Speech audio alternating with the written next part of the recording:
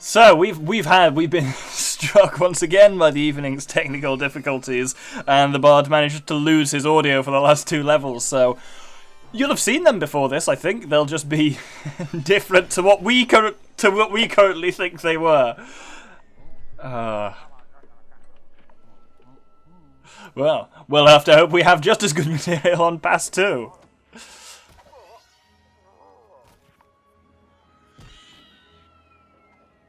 Really?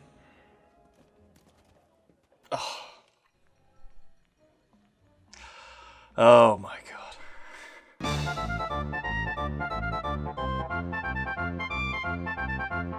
4, 3, 2, 1. Cool, right, we're back. Hey!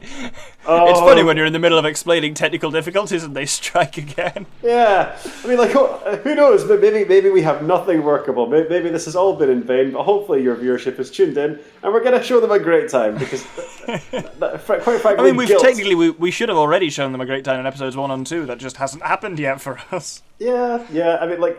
But levels 1 and 2. I don't think there's even any point in trying to explain the technical difficulties at this stage, but suffice it to say... They make no sense. You're just cursed, is what keeps happening. Did you just punch a man? I did. Look, I mean, again, as we've discussed, Luke Skywalker, whiny little bitch. I mean, there's a difference between whiny little bitch and punches men in the streets. I think that if Luke Skywalker, if he wasn't, the preordained chosen one of the Jedi Order, like, he would have been trailer trash if he'd never bumped into Ben Kenobi. I mean, he basically is trailer trash, yeah. Exactly. Like, he'd be hooked, like, Owen and Beru get killed off by the Empire. Luke goes back and lives in their shitty ranch and just gets huffed up on, I don't know, death sticks, because we know that's a thing that exists in this universe. I don't want to sell your death sticks. So, you want to go home and rethink your life? I want to go home and rethink my life. Oh, what the? Oh. You're R2-D2 now, apparently. I got too far away from you and it turned me into R2-D2. That's not good. Yeah. Well, if you can defend me while I go up here and turn on this bridge, or turn off this bridge. I am certainly trying real hard. Yeah, you're doing well enough. By blasting away. It turns out, well, we did not see last episode the charred corpses of Owen and Beru. They skipped over that part entirely. Whitewashing, that's what that is. Yes, quite. Alright. Do you want to head through that door, actually? Don't bother waiting for me. Underneath the arch. Back downstairs.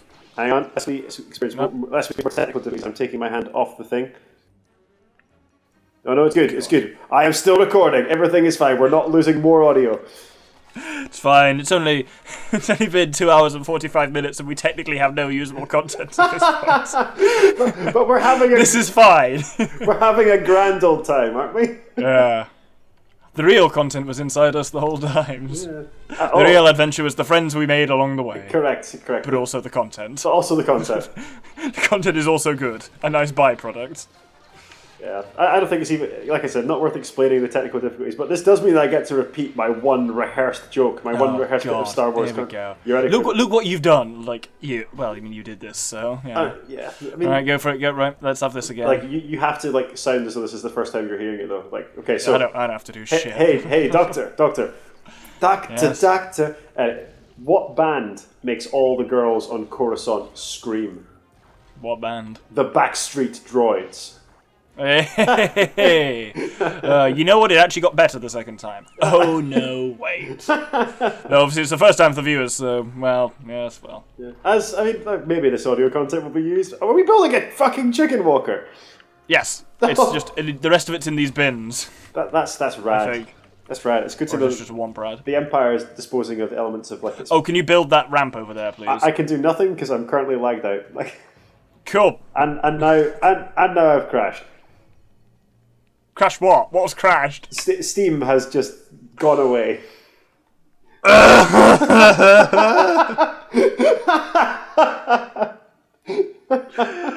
There is no more Steam to be had. I mean, if you send me the invite, I can join again, and we get to go through that whole process. Sure. Yep. Let's do that. Why not? I'll give that a shot.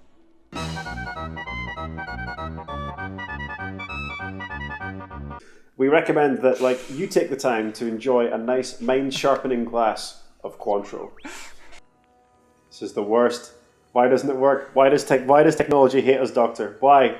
What's this us bullshit? This is you. Every problem has been on your end. Yeah. I'm only guilty by association. There we go. Hey, look at God. that. Like we haven't lost more of our time and effort. Huzzah! How does Steam just crash? Steam is like the simplest, most lightweight program ever. I don't know. I'm so sorry. I'm so unbelievably sorry. Well, we've nearly finished assembling this chicken walker, at least. That is something to be happy about. Deeply happy about. Like we're accomplishing something for what could be the first time tonight, despite that we've been doing this for 3 hours and have no viable content. Nothing to show of it. Though, of course, if we do end up re-recording the first 2 episodes, this will air after them. So, ironically, we're talking about there being no content, and yet the viewers will have watched a full episode's worth of it already. Yeah. Time is funny. Yeah, I thank your viewership for embracing me, but as has been discussed, it's the worst thing that could happen because it's driven me mad with power. Yeah. Look at Ben Kenobi and Luke Skywalker just assembling a whole goddamn chicken walker and then leaving it unattended. I got him out, don't worry. I'll have that. Take him down. Take him down! I did. He went all the way down. I don't remember Ben Kenobi going on a senile rampage through Mos Eisley in an Imperial chicken walker. That was not part of the remastered again. trilogy. Yeah, that was probably that was cut in the various revisions of the script. He says referencing a conversation that probably now hasn't happened. Yeah. Oh, time's gone fucky.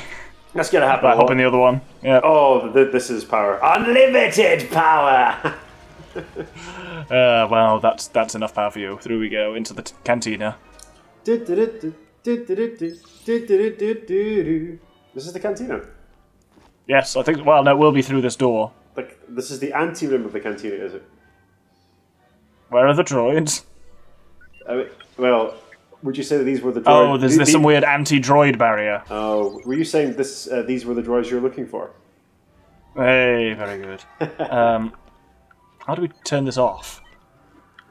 I'm back to being R2, as it turns out. Well, there's an anti-droid barrier here. Oh yeah. Okay. Let's look around here. There might be some way to open it. Yeah. Do we think we need to go back out into the thing, or find a way in the? This looks like maybe the end of the level. Do we have to go back out into the courtyard to find a way to disable this? Are you familiar with the majesty that is the Star Wars gangster rap? I think you talked about this last time. Oh, did I? And my answer remains no. It's terrific.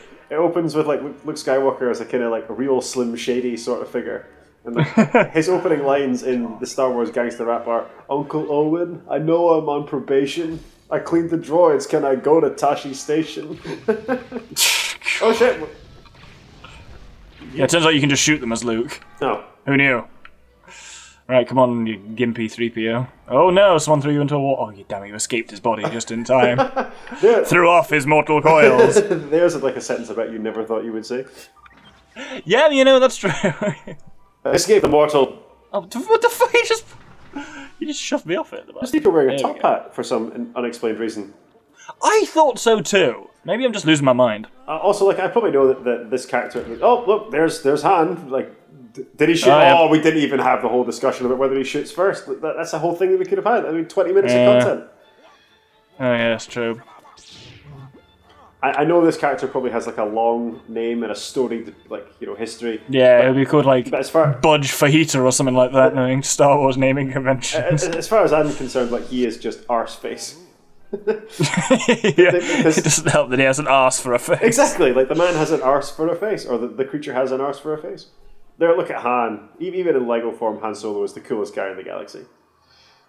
Yep. Oh, now we're right. Hold on a second. We're Han and Chewie. Fuck yeah. Hold on a second. There's more technical issues. No. Oh god, no. Yeah, no. We're fine. We're fine. I just needed to make sure. Is this the technical issues on your side this time? Yes.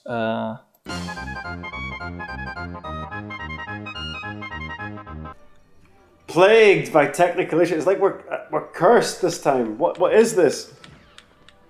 At least that one was my fault. I'll fully admit that. That's okay. I'm back in as Chewbacca. Excellent. No, weirdly, my audio is doing something slightly fucky. It'll be fine, but it's just behaving slightly strangely. That's fine. Something else is controlling it, and I don't like that. And I don't know how that's happened. Did you feel did you feel a great disturbance in the Force, perhaps? As though 10,000 voices cried out at once and were silent. Cried out in there, suddenly silenced. Yes. I don't think I'm ever going to use the Wookiee bowcaster. I'm just going to pull people's arms out their sockets. And why would you not? Why, if that was an option, why would you do anything else? Quite frankly, yes. You're moving on so speedily. Oh, sorry, we're done in there. I think. I wanted to get into like a spirited bar fight. You were doing so. It's the other button. There we go. Your build button. There you go. Oh, it's the bloke up ahead. Who probably also has a name and a family and a backstory. We're pursuing him now. We're doing the bit of the story that we never saw. We're handing. Is that Vader? No, it's the bloke. Oh, the Imperial spy. The little spy bloke, yeah. There we go. Yeah, we talked about this last time, which will have obviously been now lost to the void, but there's definitely a lot more like puzzly stuff in this game than in the original trilogy one. Not the original trilogy, the prequels. The prequel trilogy one. It's much more advanced, but like as we discussed, like it's at the expense of everything looking like Lego. So the level design's cooler, but I feel that there's less Lego stuff. But it's kind of it's handy in a way because it means that everything that is Lego is like interactable with in some way. Yeah. We also discussed like the stud total phenomenon. You have in fact kept an Excel spreadsheet with the stud totals on it. Yeah. I could fire it up now, but I'm sure in doing so it would break your audio and somehow disconnect you from the game. I beg of you, like we've had so many like problems and difficulties. If we could just record one episode, 20 minutes of content for the 4 hours we've invested in this. One of these beasties, excellent. Oh no, what the? Oh. Again, another reference is going to be lost in the mist of time, but this is now my new steed, Templeton. You called it Templeton. In the my mighty steed, Templeton, and he hungers for imperial flesh. onwards, Templeton, to battle. Oh, that was cool as shit. So it turns out you jump insanely high off these, and I managed to kill 2 stormtroopers in the air. That was amazing. That is pretty cool. Why is Templeton so shit by comparison? Oh, I get all the way up here though. That's cool. Oh, that's quite cool actually. And now there seems to be... Oh, it's like a stormtrooper helmet, but I'm guessing that will not fit Chewbacca. And it does say okay. Okay. Well, we'll call that a maybe. Hey, aren't you a little short for a stormtrooper? Yeah! Aren't you a little 7 to 8 foot tall for a stormtrooper? That's another R2 thing, which we haven't got. Let's go this way. Go Chewbacca, the beast of burden. Oh, there's no good going up there. Do we learn in like the movie? I haven't seen the movie Solo, but like, do we learn in Solo how Chewbacca and Han become friends? Yep. Okay, I don't want to know how that occurs because I don't want to know anything about the movie Solo. But nevertheless, I'm cool. At least we have an answer. How do we? Are you just breakdancing? Is that what you're doing? It does look that way, doesn't it? I think we go through here. This is not the content your viewers wanted, Doctor. No, the content the viewers wanted got destroyed in a terrible accident. So. It did. Hours of our lives gone. Yeah. I think we have to move on from it because, like, as we know, fear of loss leads to the dark side. That is how it works. I've never asked you this. Would you be a Jedi or a Sith? Probably more likely to be a Sith, if I'm honest, because the Jedi seem to be way more problematic. Any of the books written from the Sith's perspective make them rather empathetic, whereas the Jedi just seem cold, emotionless, and heavily stagnating. Let's be honest. The Jedi Order, at least. I see that. I think the notion of being a Jedi Knight would massively appeal to me until I learned that the other side could shoot fucking lightning from their hands. At which point, that power would corrupt me instantaneously. Yeah. Oh, we need to jump up there, maybe above us. With these beasties. Oh. And also, Han rides like side-back saddle on it. It's very uncomfortable. I'm not sure. Yeah, I think we can head up here. There we go. Come, Templeton. There is more we must do.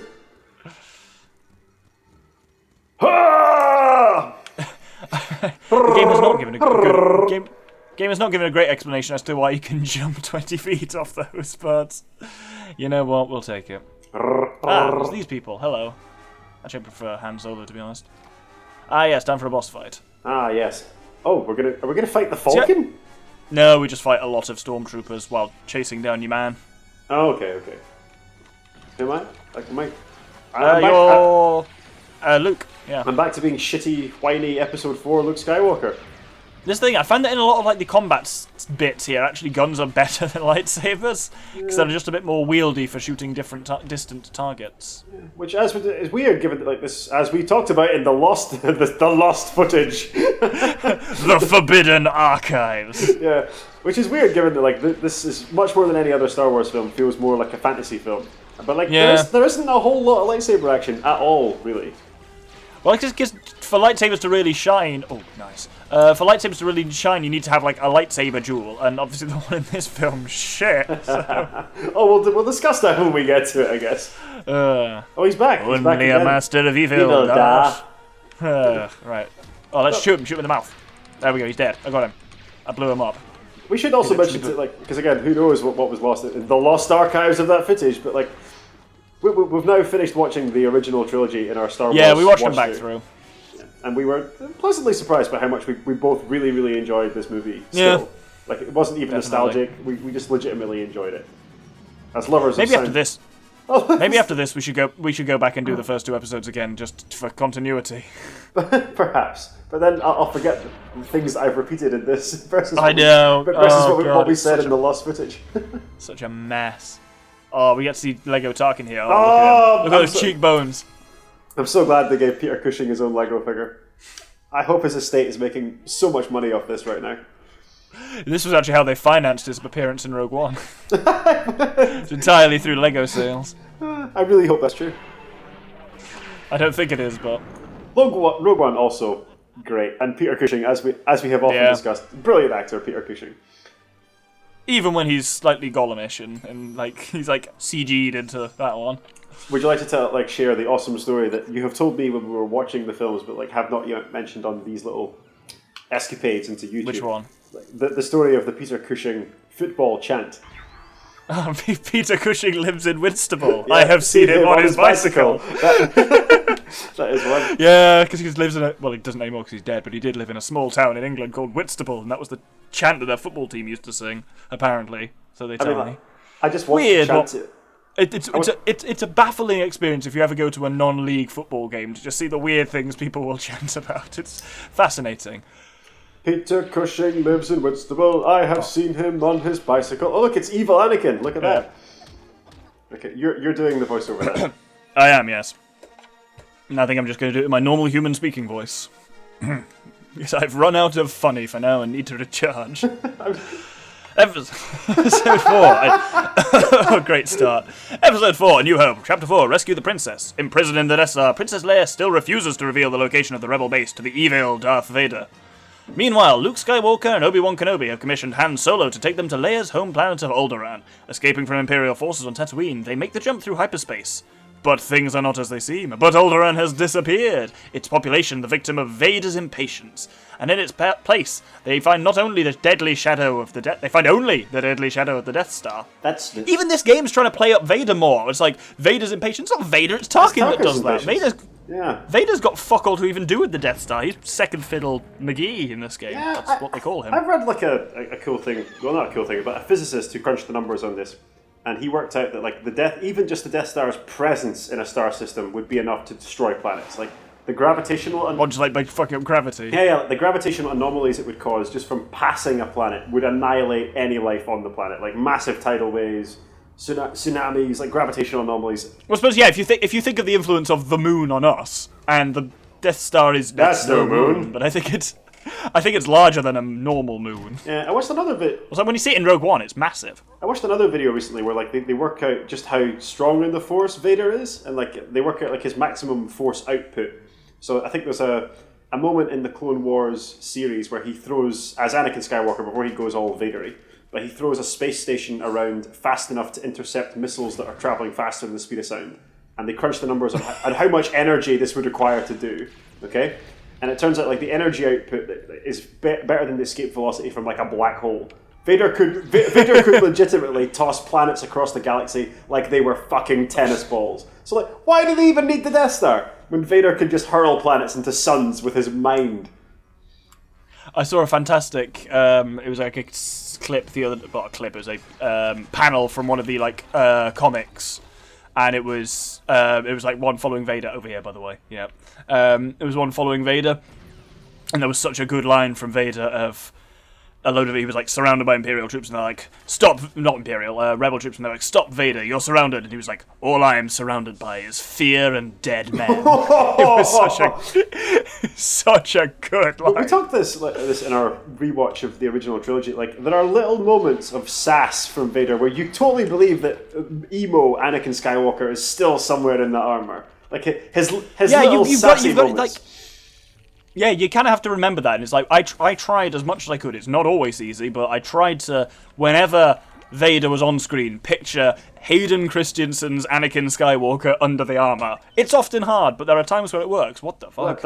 Why is she to paint me like one of your French girls? That's how they find her when she's on the...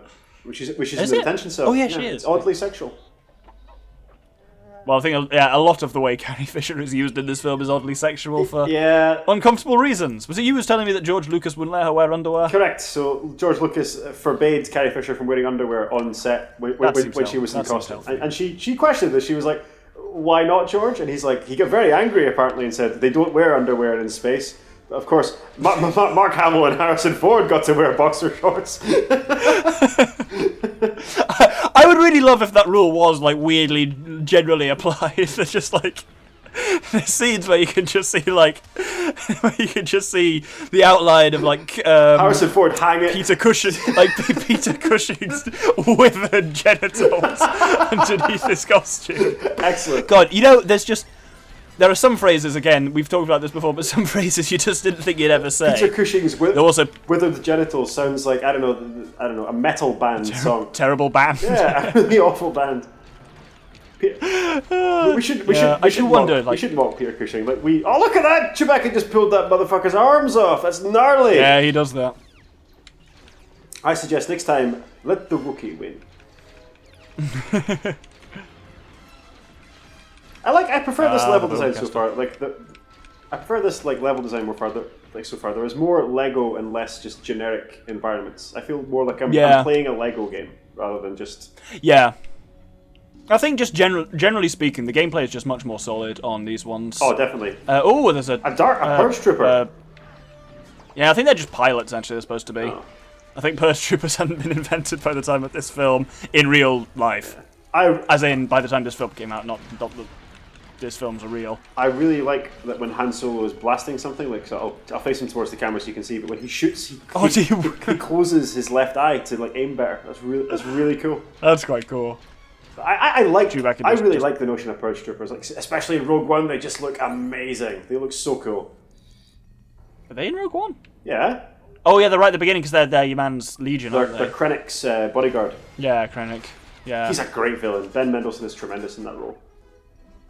Yeah.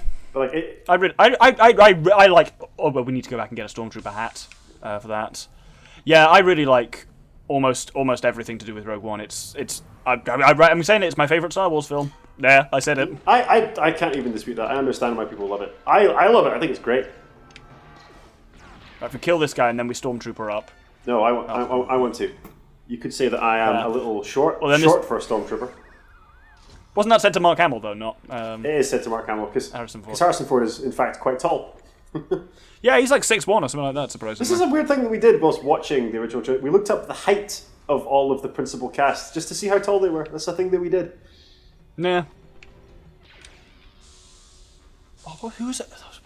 Oh, I was watching Man from U.N.C.L.E. the other day and was stunned because the villain in that, the woman, is fucking gigantic. The Man from U.N.C.L.E. is a great spy movie. I really like The Man from U.N.C.L.E. The woman in that is 6'4", wow, which is huge for a woman. And notice in every scene she's in with Henry Cavill, she's like sitting down because she would be absolutely towering over him. The Man from U.N.C.L.E. is, in my mind, a better James Bond movie than most of the recent James Bond movies. Yes, I would 100% agree with you on that. Oh no! Oh, you just got killed. I did. Rather dramatic. I'm 100% with you. How do you have 22,000 studs? That's bananas. That does seem bananas. You're right. Oh, bastards. It's alright. They're stormtroopers. We can kill them with impunity. Did you know that Henry Cavill has 4 brothers? I knew that he had a brother. One of whom was like a Royal Marine. I'm pretty sure. Yeah. Certainly. They're not quite as bad as the Hemsworths for for heterogeneous distribution of genes, but certainly it's not surprising that Henry Cavill is the only one that went into acting. I'll put it that way. I had a discussion about this very recently, actually, where everyone talks about the third Hemsworth brother. Third. Yeah. Yes, Goblin Hemsworth as they call him. He's not a bad-looking man. He's also a very successful lawyer. I mean, it's not like he's doing badly. He's also an actor. He was in Westworld, I think. He's been in things. I mean, it's not like he's an unsuccessful or even unattractive man. He doesn't look unattractive. It's just anyone would look attractive if you're flagged by Liam and Chris Hemsworth. He's just not fucking Thor. That's the thing. It's like you're next to these like 6'4" dudes who both look like marble statues. Yeah. Like anyone's gonna look like a goblin next to them. Yeah, the sprite hates me for calling him Goblin Hemsworth, but it's accurate. I hope because he's in inverted commas the short one, because they're both about 6'4" and he's about 6'1" or 6'2", but next to them he looks tiny. I really, really hope that in actuality he is one of your viewers and takes great offence to this and posts and says so in the comments. Are we in some kind of stormtrooper orgy? What is this? It does seem that way. This is horrifying. Yes, the bunga sex parties that they have on the Death Star. I'd forgotten about those. This is how Palpatine was truly like keeping order in the Empire, like the sex parties. Well, I mean, in fairness, if he's having grandchildren, Palpatine banged someone. That's the image you needed, both you and the viewers. Oh no! Here we go. Like I have an interesting point to make. So let's see what you think of this. So yep. I had this discussion with a couple of nerdy Star Wars friends. So when he goes all gnarly in Episode 3, so like during the confrontation with Mace Windu, where his face becomes all scarred and horrible, is this because like he uses so much Force energy that it drains him and makes him look awful? Is it because the lightning being reflected back into his face scars him, which doesn't make sense because the same thing happens to Anakin and Obi-Wan in Episode 2 and they don't get gnarly scars? Or is it because Palpatine has actually been deformed the entire time and has been using the Force to hide his appearance, and at this point he drops the illusion? I always thought it was the first of those ones, so he drains himself. He's pushing too hard. Windu is surprisingly close to killing him, and he has to push real hard, because as you say, yes, we do see, like as well, even with Luke in Episode 6, we see people block Force Lightning and take Force like Luke doesn't instantly melt when he has Force Lightning used on him in Episode 6. No one does. That's the thing. It only ever happens to Palpatine. But I must say I do like the concept of which one we do we'll do this one. I do like the concept that it's him like he's been like that all the time and kind of hiding. Certainly that wasn't the case in the old canon, in the Plagueis book, but that's now no longer canon, so who knows? I think there's a man in here. I think he's dead though. Okay, well, I guess he is now, yeah. Well, one of these has Leia in it, I can't remember which, so we just got to try all of them, I suppose. Oh, we're trying this one. I mean, to be honest, I like any one of those explanations. Any one of those. Oh, yeah. There's a spook. That's spooky as fuck. Building a skeleton. Oh my god. Did Luke Skywalker just create life? Luke Skywalker, reanimator. Necromancer! I just finished reading Herbert West Reanimator. I'm working my way back through the Necronomicon. Oh, like Lovecraft. Yeah. I've given up on it for now. But I was very much enjoying it. I advocate everyone. Well, no, I don't advocate everyone reading Lovecraft, but people should give it a go. Just bear in mind, I don't even want to say he was a product of his time, because even for his time, he was an awful racist. He's much worse than the average of his time. Aha, there we go. Lovecraft is absurdly racist. It's horrifying to the point where... Like the cat and all of that. Oh yeah, we can't even discuss the things he said and did on this show, because we just shouldn't do that. Yeah. But I've been fascinated to watch the discussion around J.K. Rowling at the moment, because there's always the thing of can you separate art from artist, but it's interesting seeing that happen in real time while artist is still alive. The example I always go to, because usually it's like 100 years after they're dead. The example of artist and art I always go to is Mel Gibson. So I enjoy, or at least think many of Mel Gibson's cinematic works are very interesting, if not brilliant movies. But I know that if I watch them, some of that money and acclaim is getting back to Mel Gibson. who is the worst man. Mel Gibson a He's bad the worst person? man in the world. He's like a violent, wife-beating, anti-Semitic horror story of a human being. But nevertheless, is whatever else you can say about the man. I was thinking of Mel Brooks. No. That's It would be the problem. unusual if Mel Brooks was anti-Semitic, since I'm pretty sure. That's what I thought. I was like, isn't he Jewish? Yep, fair, cool. Glad to know we're back on the same page. We've deviated wildly from Star Wars chat. We're now like on Mel Gibson. We have. films. I do. I don't remember. I wasn't paying attention for most of that level, but we did it. Have you seen Spaceballs? Like, now that we're on Mel Brooks, we No, can I segue haven't. back towards Star Wars. I really like Mel Brooks. I love Blazing Saddles. It's one of my favourite comedy films. I've still not seen that. I've heard good things about it, though. It's very, very funny. Like, Space... And I've got a lot of time for Gene Wilder, usually.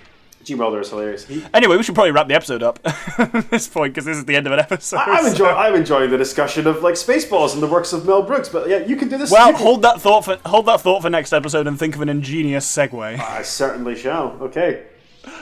Right, thank you very much, everyone. We hope you join us next time for Escape for the Death Star. Good day.